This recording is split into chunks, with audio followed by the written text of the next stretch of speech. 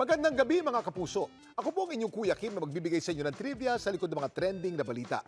Marami ang nalula sa isang Amerikanong rock climber na tinangkang akyatin ang pinakamatayog na gusali sa Taiwan, ang Taipei 101. At take note, wala siyang gamit na anumang safety gear sa pag-akyat.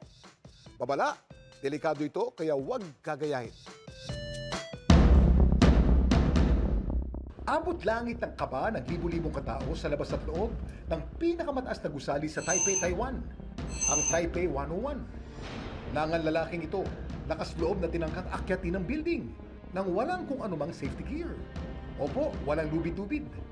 Wala ring harness. Lula is real. Pero hindi raw siya nasisiraan ng bait. May pahintulot din daw ang ginawa niyang ito. Siya ang world-renowned American rock climber na si Alex Honnold, na nakilala sa kanyang mga buwis-buhay na free solo climbs. You know, I first saw Taipei 101 over 10 years ago and was like, wow, that's incredible for climbing. But at the time, didn't get the opportunity to actually climb it. More than a decade later, I'm like, oh, it's so great. What an opportunity. It was, yeah, it's such a pleasure. Ang free solo ay isang form ng rock climbing kung saan ang climber o free soloist umaakit sa isang cliff, bundok o rock formation na hindi gumagamit ng lubid, harness o anumang protective equipment. Kaya naman napakadelikado nito. Isang maling galaw lang, maaaring mauwi sa peligro. Pero si Alex hindi nalula rito. Katunayan, siya ang kauna-unang nakapag-free solo sa El Capitan sa Yosemite National Park sa Amerika noong June 2017. Ang pag-akyat niyang ito, tinawag na one of the great athletic feats of any kind ever. Ang isa sa mga pinalad na masaksihan ang makapigil hiningang attempt ni Alex sa Taiwan, ang kababayan natin sa Taipei na si Melinda. Tuwang-tuwa po talaga ako. Then yung kaworkan ko rin, tuwang-tuwa kasi sabi niya, ba't ka wave ng wave sa drone? Kasi sabi ko, amazing din kasi na nakakatuwa na kahit late na kami, at least sabi ko, part pa rin tayo nung history na yun na may umakyat na tao dyan sa Taipei 101. At matapos ang 91 minutes, nakahinga ang lahat ng maluwag nang si Alex ligtas na nakaakyat sa tuktok ng Taipei 101. Isa raw itong magandang paraan para masilayan ng Taiwan. Pero sa mga hindi pa nakikita ng personal ng Taipei 101, alam niyo ba kung gaano kataas at nakakalula ang gusaling ito? Kuya Kim! Ano lang? Ang Taipei 101 may 101 floors. Sa taas nitong 508 meters, itong tinuturing na pinakamataas na building sa buong mundo. Nang buksan to noong 2004, pero naagaw ang titulo ng malampas ito ng Burj Khalifa ng Dubai noong taong 2010. Ang Taipei 101 may disenyong kawayan na sumisimbolo sa lakas, growth at flexibility. At gaya ng kawayan, kaya nitong tiisin ang malalakas na lindol at bagyo. Meron kasi itong 660-ton na tuned mass damper o isang napakalaking pendulum sa pagitan ng 87th at 92nd floor na pumipigil sa pag-uga ng gusali tuwing may lindol o bagyo. Samantala, para malaman ng trivia sa likod ng viral na balita, i-post o i-comment lang, #Kuya Kim, ano na? Laging tandaan, importante ang may alam. Ako po si Kuya Kim at sagot ko kayo, 24 oras.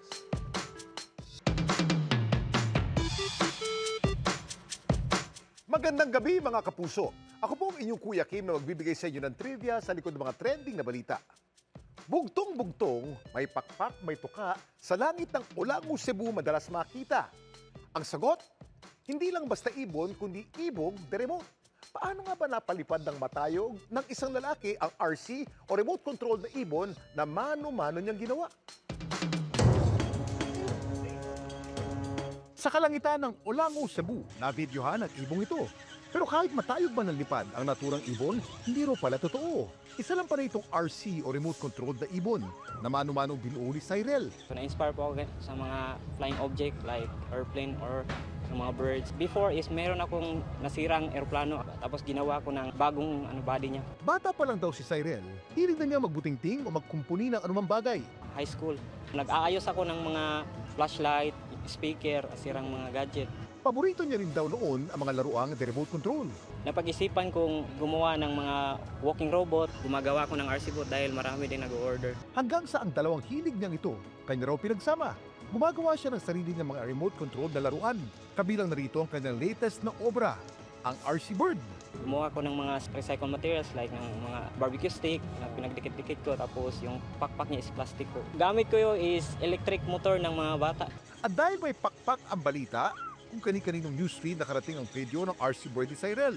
Pero ang iba nagdududa. Papatunayan po yan kasi marami na po akong ina-upload na video na lumilipad talaga. May nagsasabi doon na wala daw ang aerodynamics, maliit yung wingspan niya, tapos yung body mali daw. Babasihan rin natin yung mga ganyang science. Dapat self-believe po kayo sa potential nyo. Kaya si Cyril, papatunayan na ang kanyang likha, hindi lang resulta ng malikot na imahinasyon, lumilipad talaga. Plano ko is gagawa ako ng underwater vehicle, yung submarine. Marami pong mga parts na kinakailangan. Pero may ideya ba kayo kung paano gumagana ang isang RC o remote control na laruan? Ang mga RC toys ay gumagana gamit ang isang remote control o transmitter. Kapag pinindot mo ang button sa remote, nagpapadala ito ng signal. Ang mga pinapadala ng mga signal, natatanggap at binabasa ng mga laruan gamit ang isang receiver sa loob nito. Meron din itong control circuit na siya nagsisilbing utak ng laruan. Sinasabi nito sa motors o makina ng laruan kung ano ang gagawin base sa signal. Ang ilang advanced na RC toys naman, gumagamit na ng makabagong teknolohiya, gaya ng Bluetooth at Wi-Fi. Ang iba naman, kaya ng kontrolin ng mga phone apps. Alam niyo ba kung ano naman ang pinakaunang remote control na laruan sa kasaysayan?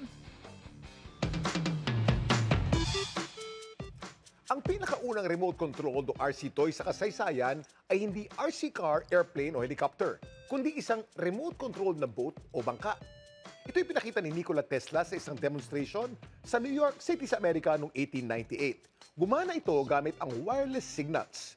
Ang pinakauna namang commercial RC toy o yung remote controlled na laruang binenta sa publiko ay ang Radicon Bus.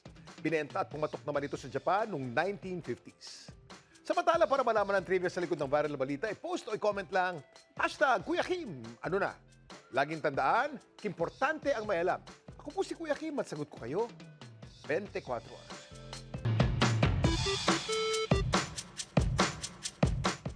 Magandang gabi mga kapuso. Ako po ang inyong Kuya Kim na magbibigay sa inyo ng trivia sa likod ng mga trending na balita. Sa Malabon, may nakumpiskang mga otoridad na endangered na mga hayop. Tila mukhang isda na may paa. Ano ang tawag sa kanila? Sa sinagawang Wildlife Law Enforcement Operation sa Barangay Hulong Duhat, Malabon, ito ang nakumpiska ng mga otoridad. 4 na parang mga isda na may paa. Kapag nakatikaw ang bibig ng mga ito, para silang nakangiti. Meron din sila mga head ferns sa magkabilang gilid ng kanilang ulo. Ang tawag sa kanila, axolotl. Ang operasyon kung saan nasabat ang 4 na buhay na axolotl.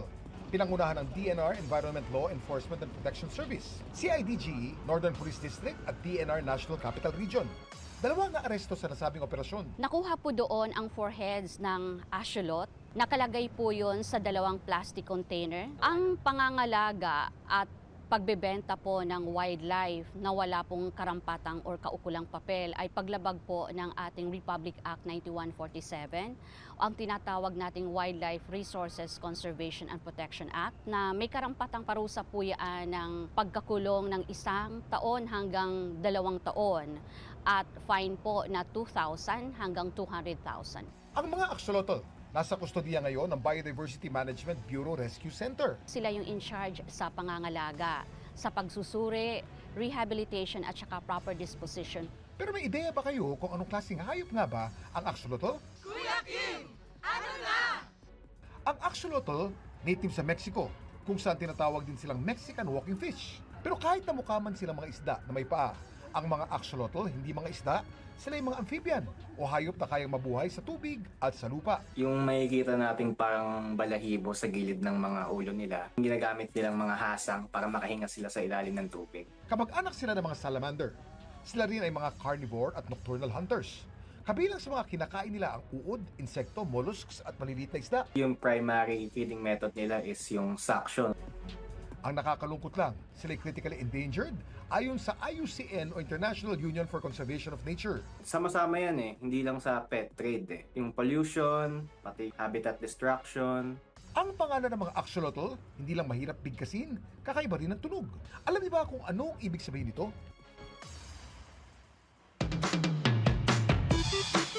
Ang axolotl ay salitang Nahuatl, ang language sa mga Aztec o yung mga sinaunang sibilisasyon na namuhay sa Central Mexico mula 14th hanggang 16th century.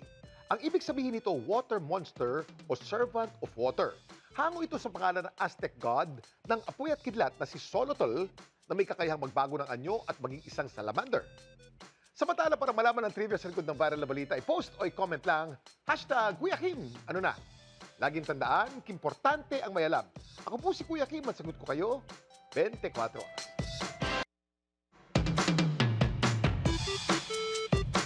Magandang gabi mga kapuso. Ako po ang inyong Kuya Kim na magbibigay sa inyo ng trivia sa likod ng mga trending na balita.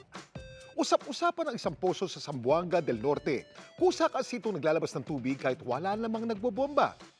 Paano nangyari ito? Hindi lang tubig ang dala ng posong ito sa Manukan, Zamboanga del Norte, pati na raw takot. Paano ba naman na-videoan itong bumomba kahit walang tao?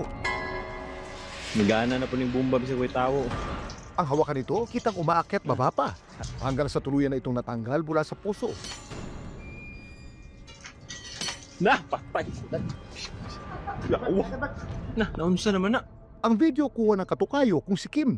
May napansin kami na kaibang tunog. Nung tiningnan namin yung poso, wala nang tao. Nung nilapitan ko, gumalaw siya. Tapos yung tubig, tumutulo. Napaisip ako, medyo may takot sa sarili. At napaisip ako, paano to nangyari? Nagana na po ng bomba bisa ko'y tao. May dapat pang katakutan sa poso ng Manukan? Na, patay. Nakakatakot man, ang mga posong kusang naglalabas ng tubig kahit walang nagbobomba, kayang ipaliwanag ng siyensya. Maaring bunso nito ng water pressure sa ilalim ng lupa. Dahil nga ito nakakonekta sa isang pipe, tapos may isa pa uling poso na nakakonekta dito, ito ay nag-aakto na parang isang hydraulic lift. So pag nag-apply tayo ng puwersa, nag-apply rin tayo ng pressure. Dahil isa lang yung linya, no, tinutulak ng tubig. Yung isa pang poso pwedeng umangat, tapos yung isang poso naman na nag-apply tayo ng pressure, bababa yun. Sa kaso naman daw ng poso sa sitio nila Kim, ang kusang paglabas ng tubig dahil daw sa isang sirang pipe. Galing po sa source, isa lang yung tubo. Tapos nag-connect kami ng P para sa dalawang poso. Bali, nag-share sila sa isang source. Yung poso na nabidyohan namin, may singaw kasi yun. Pag gagamitin yung poso namin, yung sa kapitbahay namin gagalaw. Kaya ang misteryo ng poso nabigyan na ng linaw. Pero alam niyo ba na may mga posong sadyang naglalabas ng tubig at hindi na kailangang binobomba pa? Alam niyo ba kung anong tawag dito?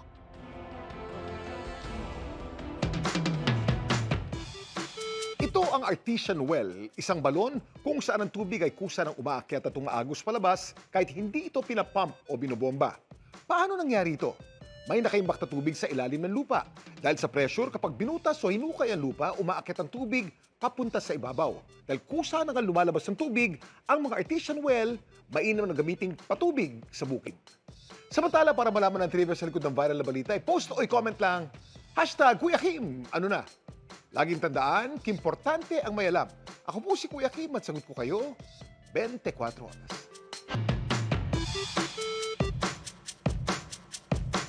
Noon pa man, nasagot na sa mga pananaliksik ang tanong kung baka may mga hayop ding may talino sa paggamit ng tools gaya ng mga tao.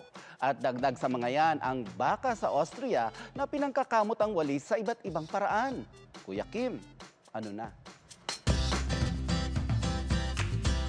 Maraming eksperto ang namangha sa bakang ito. Sa dinami-rami raw kasi ng baka sa Carinthian Alps sa Austria, siya lang daw marahil ang marunong gumamit ng magkaibang dulo ng isang walis bilang pangkamot. Siya si Veronica. Ayon sa amo niya na isang organic farmer. Una raw nilang napansin ang kakayahan ni Veronica. Mahigit 1 dekada na nakakaraan. Ang gamit noon ni Veronica ang mga stick sa kanyang paligid. Dahil napakapabihira na kakayang ito para sa isang baka, may mga animal intelligence specialist mula Vienna ang nagsagawa ng isang pag-aaral kay Veronica. Marami rin daw ang mga hayop na marunong gumamit ng tools, gaya ng mga chimpanzee, uwak, sea otter, dolphin, at elepante. Pero ang kaso raw ni Veronica, unang beses daw na maobserbahan sa mga baka. Kaya umaasa sila, ito na magiging simula para sa mas malawakang pag-aaral sa cognitive abilities ng mga farm animal. Ang hangad naman ng amo ni Veronica, naway maging inspirasyon sa marami ang kanyang alaga para pahalagaan ang ating natural world. Laging tandaan, importante ang may alam. Ito po si Kuya Kim at sagot ko kayo, 24 oras.